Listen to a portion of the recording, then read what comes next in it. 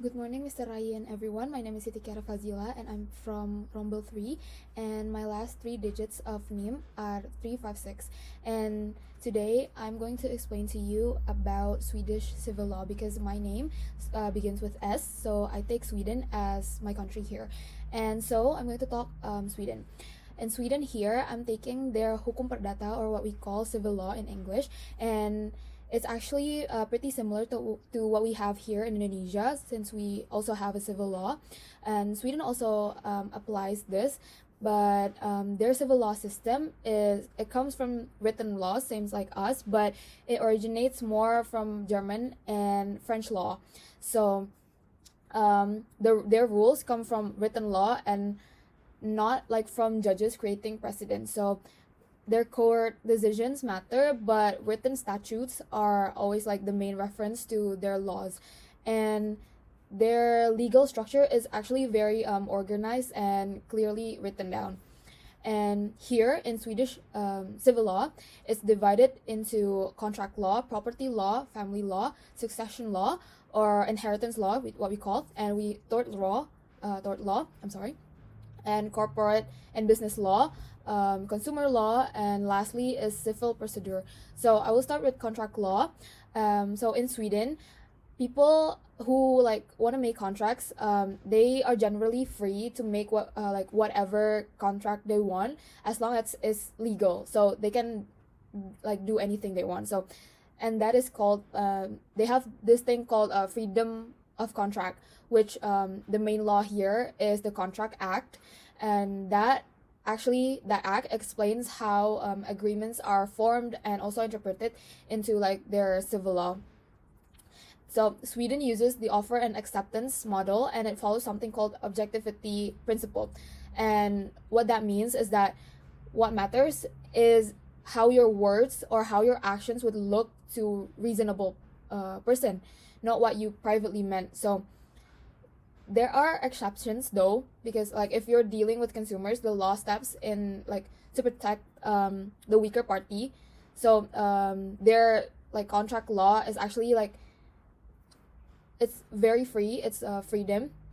It contains freedom for all Swedish people to make any contracts, and also like they have protection for the weaker party as well, and it's very fair.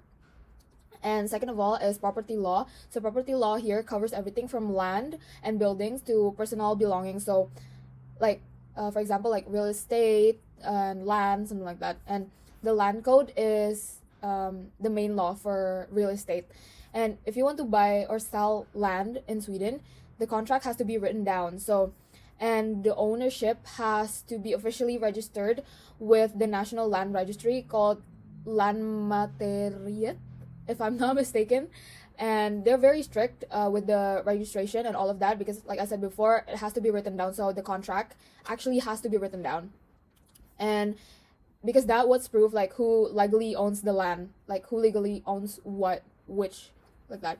And property law also covered things like mortgages and also like leases and priority between creditors. So for movable items, for example like cars, gadgets, and valuables, there are rules on possessions and transfers.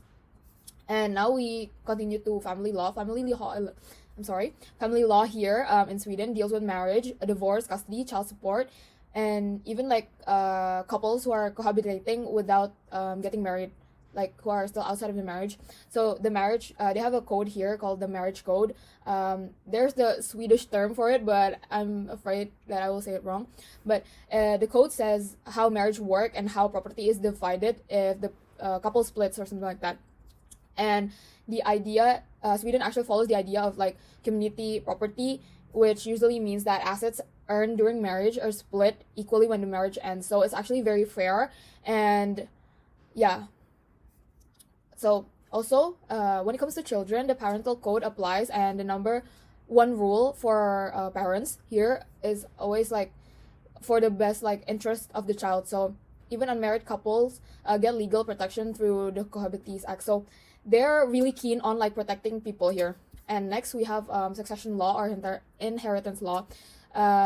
This is found in mostly in inheritance code. So if someone dies without a will, the law already decides who gets the property.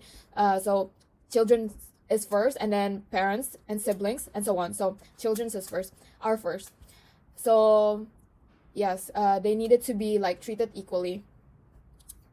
But well, like always, I think in most countries, people can write wills, but yes, Sweden still protects their like the legal children. Oh, no, not even legal children. Even like adopted and or even legal children are treated equally. But yeah, the children are like guaranteed minimum called like lot. So yeah, the children would get inheritance. And next we have like tort law. I'm sorry.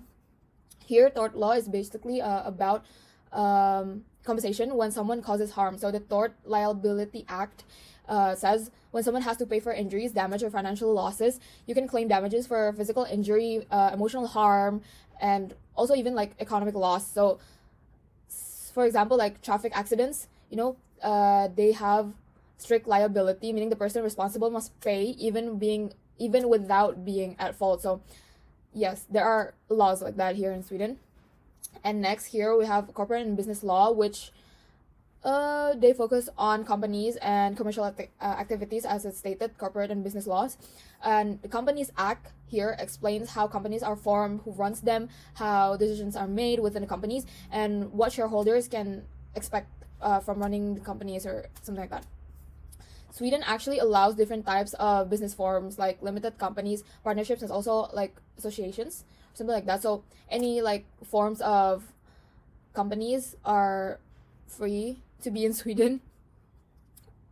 And yes, commercial sales are regulated by the Sale of Goods Act. So there are actually acts for most of the laws that we have here. So it is, like I stated in the very beginning, that it's very regulated and it's written down very strictly.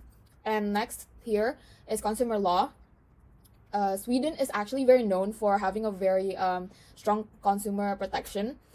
Laws like the Consumer Sales Act and the Consumer Services Act set strict rules that businesses must follow when dealing with consumers. So they have a very strict consumer rules, and even I already stated that they have a weaker party protection. So it's something like that. Even consumers are protected by the laws in Sweden. And these consumer laws control things like warranties, defects, refunds, and unfair contract terms. So there are also rules that stop misleading advertising or unfair marketing. So yeah, the law has your back in Sweden if you're like a consumer in Sweden. And lastly here is civil procedure. So civil procedure is basically about how court cases work. The Code of Judicial Procedure explains how cases start, what evidence is allowed, how witnesses are questioned, and how appeals work. So Sweden has 3 levels of court. First is district courts, second is courts of appeal, and lastly is the Supreme Court. So the whole system focuses on fairness and also like transparency, making sure like these people get a chance to just prove their case fairly and properly, something like that. So Sweden actually really cares about being fair and protecting their people, protecting their society, and they really stick to the rules. I think Sweden has a very good written down civil law system. So I think that will be all from me about Swedish civil law. I'm sorry if I said anything wrong. And yes, thank you so much for the time, and thank you for listening to me. That will be all.